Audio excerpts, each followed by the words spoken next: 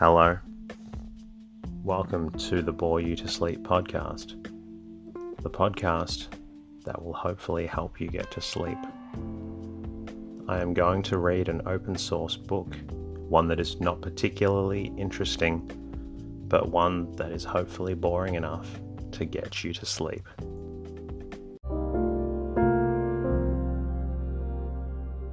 Tonight's episode of the Bore You to Sleep podcast is going to come from readings from Top of the World by Mark E. Swan, a Once Upon a Time Tale. If you've enjoyed listening to the podcast, I always appreciate hearing from you. Please jump into the app, subscribe, and leave a comment and leave a rating. In the meantime, sit back and relax as we get into Top of the World by Mark E. Swan.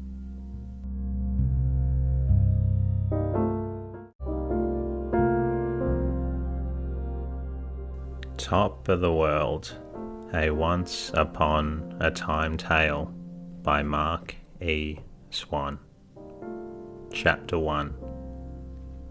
The wishing post grows right out of the ground at the top of the world.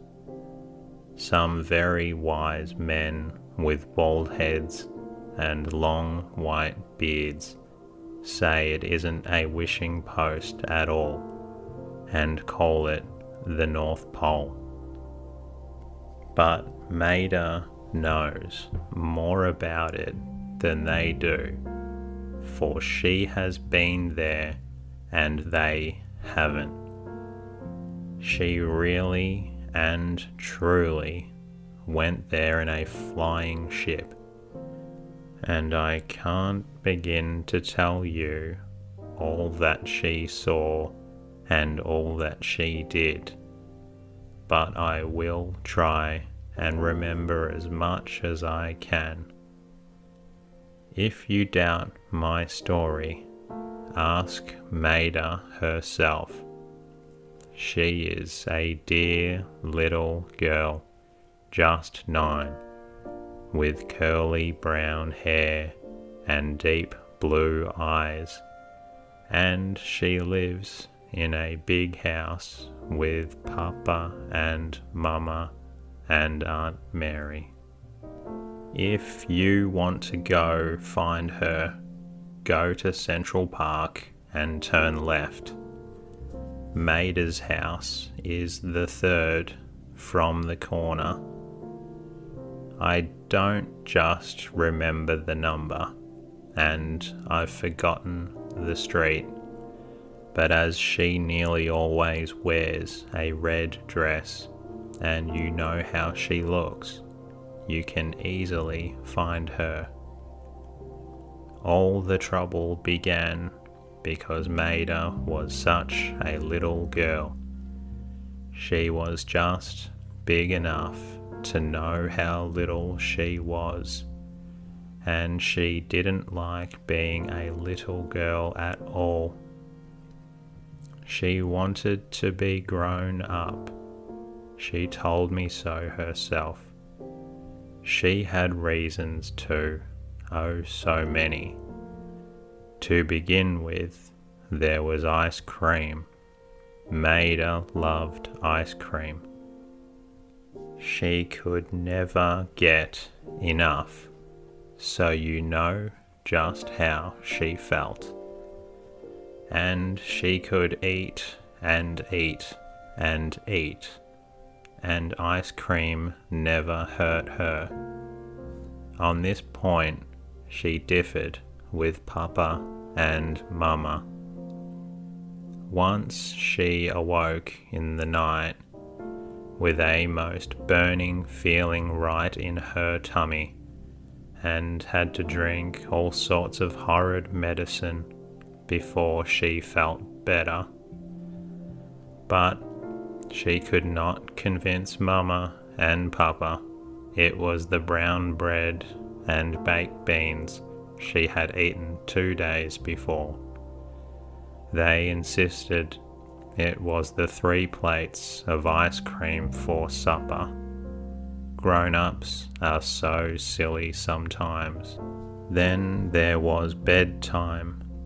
Maida hated to go off to bed as soon as supper was over and leave everyone else up having a good time. Just at dusk, when the flames in the fireplace began to dance and glitter and flash, and she could see castles and trees and mountains in the coals, somebody with a white cap and apron would snatch her up and carry her off to a little pink and white room and plump her into a pink and white bed when she wasn't a bit sleepy. Maida often meant to rebel at such treatment, but somehow, when she cuddled up in the pink and white bed and finished yawning, she overlooked it, and the next thing, it would be morning. Still, this ruffled her dignity every time it happened, as if she were sleepy and didn't know it, and she realized, just as you do, that it was because she was a little girl, for grown-ups can stay awake as long as they like. Then there were the clothes. Maida wore dresses which reached only to her knees, and plain little petticoats, while her shoes were so strong and tough. Oh, you'll never believe what tough shoes they were unless you wear the same kind. It was almost impossible to kick holes in them. Then her hair was done in a braid and she had to wear a pinafore. Oh, I can't tell you how badly Maida felt about her clothes, especially when she looked at Aunt Mary. Aunt Mary wore fluffy dresses, all hangy and traily, and the sweetest slippers with great high heels, and her hair was puffed out all over her head. Oh, it was simply beautiful. And Aunt Mary read lovely books too, all about lords and ladies, while all of Maida's books were about where is Peru and how many is 6 times 8. Poor Maida, she had so many troubles, but you understand, don't you? So she wished and wished with all her heart that she were really a grown-up, that she could read those lovely books and have her hair fuzzed all over her head, that she could wear those traily, hangy gowns and stay up nights and never, never, never have to eat anything but ice cream. Chapter 2. If you stand with one hand on the wishing post and think hard of what you would like most in all the world, your wish comes true. Isn't that lovely? Sounds like a fairy tale, doesn't it? But it isn't a fairy tale at all. It's really true. Of course, those old men with the goggles and the bald heads don't believe it. If you ask them, they will tell you the North Pole is just the end of the axis of the Earth, whatever that may mean, and they will insist it isn't a wishing post at all. Now, when they tell you this, here's a crusher for them. Ask them how they know. Ask them if they've ever been there to see. Just see what they may say to that. Maida has been there, and she knows all about it. To commence at the very beginning, this is how she came to make the trip. One evening, Maida was lying on the hearth, kicking her fat legs in the air and watching the flame folk, when she heard somebody. Now, of course, Maida wasn't the least bit sleepy, and she did not want to go to bed. So she slipped out of the door and down to the long hall to the very end. Then she heard somebody talking.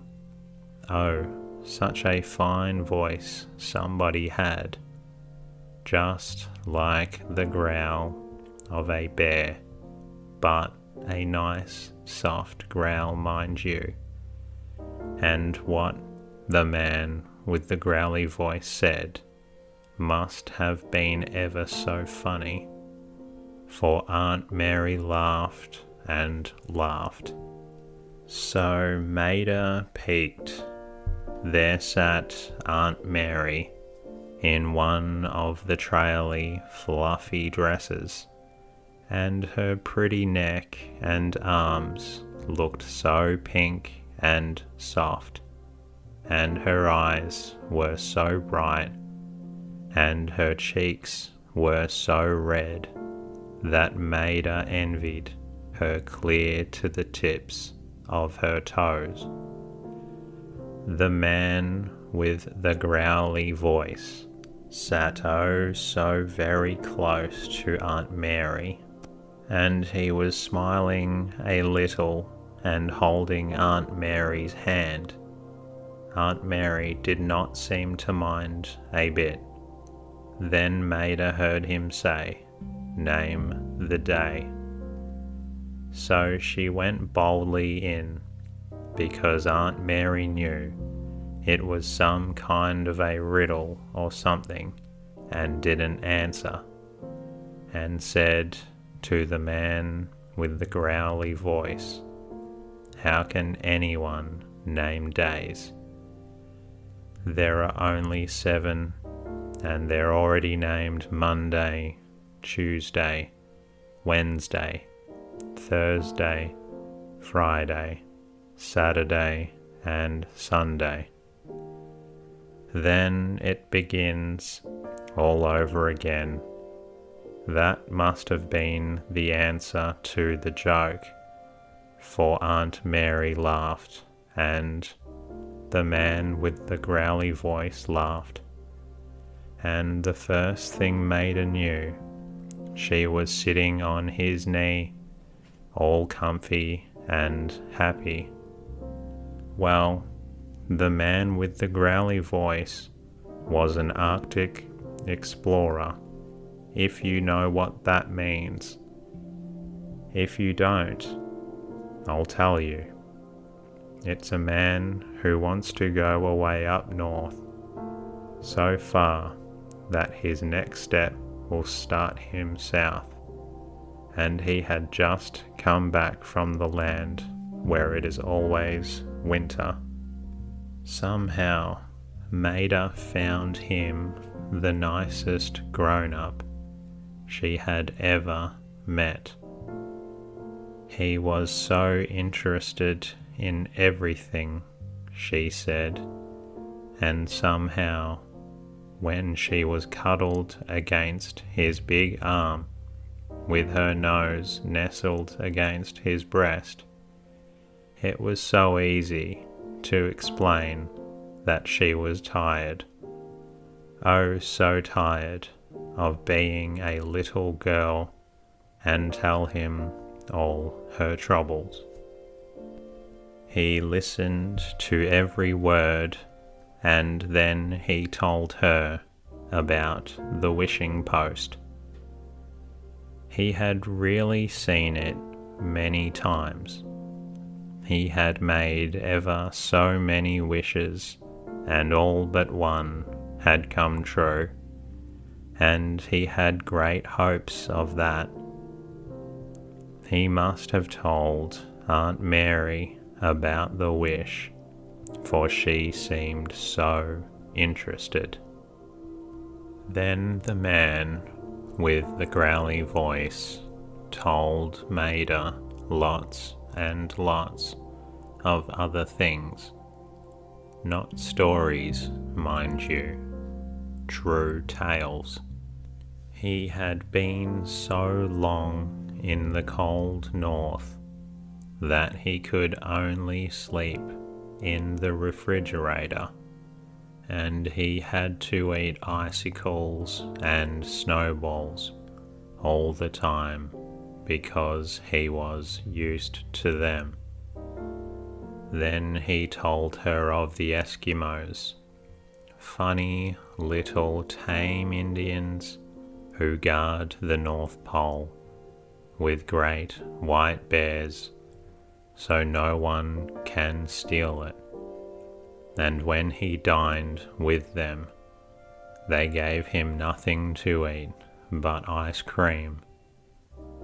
Think of it, all the little Eskimo children just eating ice cream all day long. Maida decided she would be an Eskimo. Oh, the wonders, he told her, how the seals swim in once a year with their cast-off skins and give them to traders in return for charlotte russe and sugar plums. And this was something Maida was glad to find out, for she could never understand how Aunt Mary could get a sealskin coat without hurting the seal. So it was quite a relief to find the seals were glad to exchange them for charlotte russe and sugar plums. But the most wonderful thing of all was the day the man with the growly voice met Santa Claus, for he did really meet him face to face. It seems the Eskimos have Christmas on the 4th of July, so Santa Claus drove about all day in his sledge with the 6 reindeer, giving away presents and taking the little Eskimo children for a ride. What a happy little girl Maida was that night, for somebody in a white cap and apron didn't know where to find her, and there she was, sitting up for once with the grown-ups, and not a bit sleepy, not a bit. She grew so intent on the wonders told to her by the man with a growly voice that now and then she would miss something he said. Then Aunt Mary would laugh as if Maida were drowsy, which, of course, she wasn't. Of all his tales, the wishing post was the best. If she could only go there and wish herself grown up, oh, wouldn't that be splendid? So she made him promise to take her on his next voyage, she was so happy when he said he would. She shut her eyes to think about it. Besides the light, it was very bright, and, well, to this day, Maida doesn't remember what else the man with the growly voice told her that night. Chapter 3. And then she found herself in bed. Wasn't that a shame? She had been so happy sitting on the knee of the man with the growly voice, so interested in his stories, then that somebody had carried her off to bed. She couldn't remember a thing about it, but of course, that is the way it must have happened. Oh, if she could only find the wishing post, things like this would not happen. She'd have to see to that. What a wonderful thing it must be, this wishing post, and how she would love to see it. And what a strange light was coming in the window. It was not morning, so it could not be sunlight. Besides, sunlight is so bright. And it wasn't a bit like moonlight either. She grew very much interested and sat up in bed to see. She was not at all afraid, for Maida was always a brave little girl. Besides, comforting thought, if one did call out, why, somebody with a white cap and apron was just in the next room. What a strange light, all pale and green and shimmering. My, isn't that a long word? But it means the kind of light you see in dreams, and it seemed to come from under the window. Maida watched it as long as she could, but finally crept out of bed, went to the window, and what do you think she saw outside? A really and truly flying machine. It was a long bag of cloth, like a great big cigar, and underneath it was the dearest little wicker house, something like a boat. She could see strange engines through the windows, and there were wings at the sides, and at the back a rudder. There was a steering wheel behind the wicker house, and beside it stood the man with the growly voice. He looked up, saw her, smiled, and waved his hand. "I've come to take you to the wishing post," he said. Maida started to climb out of the window, but she thought better of it when the man with the growly voice spoke again.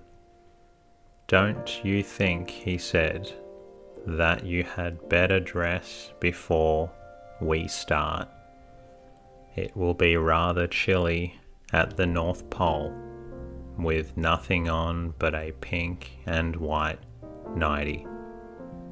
How her fingers flew. She found all the clothes nicely piled on a chair beside her bed, and she dressed quicker than she ever dressed before or since. Luckily, her pretty white fur coat Aunt Mary had given her was hanging in the closet, and the cap beside it. She put them on, and as the coat reached to her feet, she felt very warm and comfy. You will never know how quietly she opened the door. You will never know how creepy she stole down the stair.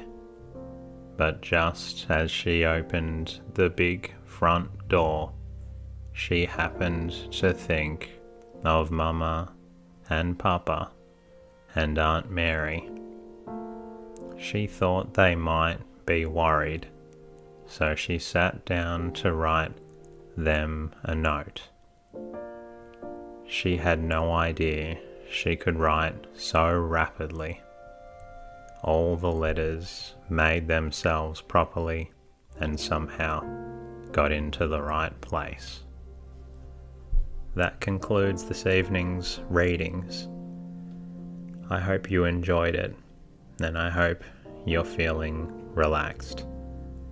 If you're still awake, please feel free to listen to one of the other episodes. I look forward to bringing you another story very soon. Good night, and thank you for listening.